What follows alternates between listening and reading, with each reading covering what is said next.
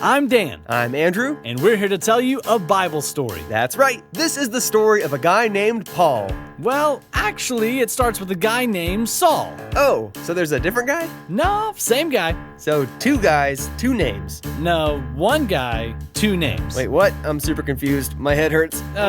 Here, let me show you what I mean. A long time ago, there lived a man named Saul. Hey, he looks nice. What's up, Saul? Want to hang out sometime? Catch a movie? Grill some burgers? I don't think you want to do that. Saul wasn't really a good guy. What, did he litter, double park all the time? No, you see, Saul didn't believe in Jesus, and he hated anyone that did. He traveled around searching for anyone that followed Jesus, and if he found anyone, he'd throw them in jail.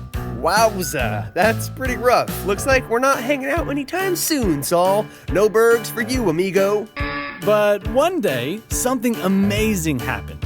Jesus himself appeared to Saul. Whoa, like the Jesus? Yeah, man. Saul was traveling down the road when all of a sudden, a blinding light filled the sky and knocked Saul to the ground. Jesus called out to Saul and said, "Saul, why are you hurting the people that follow me?" Oh man, I bet Saul was totally wigging out. Time to pay the bill, homie. Zabam! You just got straight up judged, son. No. That's not what happened at all. Saul was so affected by Jesus showing up and talking to him that he did a total 180. He got born again and he started following Jesus. Hey, that's awesome. And since he was a totally different person now, the first thing he did was change his name. He used to be Saul, but his new name was Paul. Ah, so that's why there's 2 names in the story. Gotcha. Okay, that's really cool and all, but is that the whole story? I mean, it just seems kind of short. No way. Paul's story is just getting started. After he got saved, he had a new mission.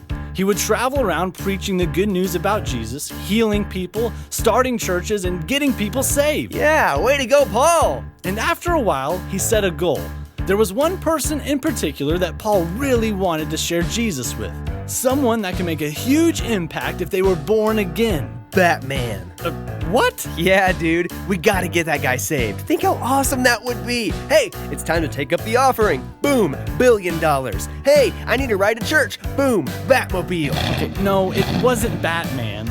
Paul's goal was to share the good news with Caesar, the leader of Rome and the most powerful man in the whole world. Whoa, that's cool. But as he traveled around, he kind of ran into some problems. You mean like he got stuck in traffic a bunch? Yeah, that construction will get you. It's brutal. Not really. One day, Paul was preaching in a city when all of a sudden, an angry mob grabbed him, dragged him out of the city, and threw him in the dirt. Whoa, why did they do that? Well, even though Paul had totally changed, some other people still didn't want Jesus to be talked about. But that didn't stop Paul. He dusted himself off and he headed to the next city. What happened there? He started preaching, but again, some people wanted to shut him up. This time they grabbed him, beat him up, and threw him out of the city. Again? Man, what do you do after that? He picked himself up and he kept on going. He traveled all around the countryside telling people about Jesus, and he didn't let anything stop him. And eventually everything started going smooth, right? Not so much. People kept trying to stop Paul, but they couldn't. He just wouldn't quit. These people hated him so much that one time they waited for him by the gates of a city so they could catch him and kill him. Good grief, what happened? Some friends of his helped him escape by lowering him down the city walls in a basket. Whew, that was a close call. But in the next city, he wasn't so lucky.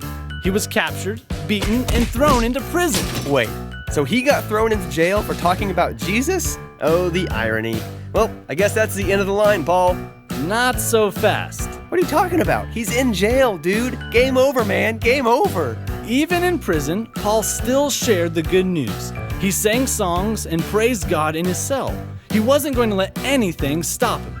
And then that night, while he was praising God, something amazing happened. He was up for parole. No.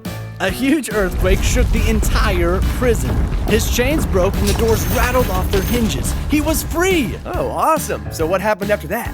He picked up right where he left off, and he headed off to the next city. You gotta be kidding me. Okay, so obviously he's been through a lot, but surely things evened out after this. No more bad stuff, right? Wrong. He was sailing across the sea when one day, a huge storm picked up.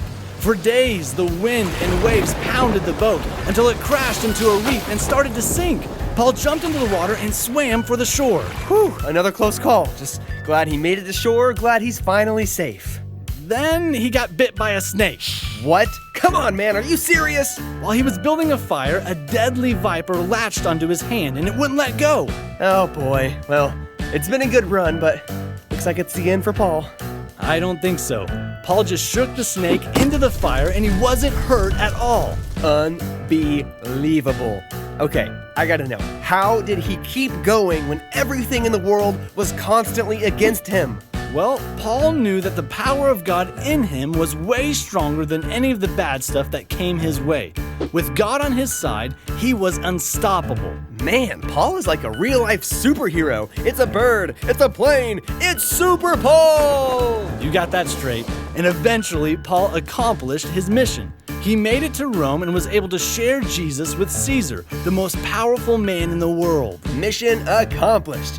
Man, Paul sounds like the coolest guy. Looks like we're back on for burgers in a movie, right, Paul? Big Paul, Paulé, the Paulster, Paularino. What are you doing? Oh, I'm just trying out some nicknames for when Paul and I are best friends. You know that Paul lived like 2,000 years ago, right? Yes, of course I know that. I'm just gonna use my time machine. Okay, for the last time, you cannot use your time machine. Oh yeah? Try and stop me. All right, that's the story of Paul. The end. Oh man, really got me good there.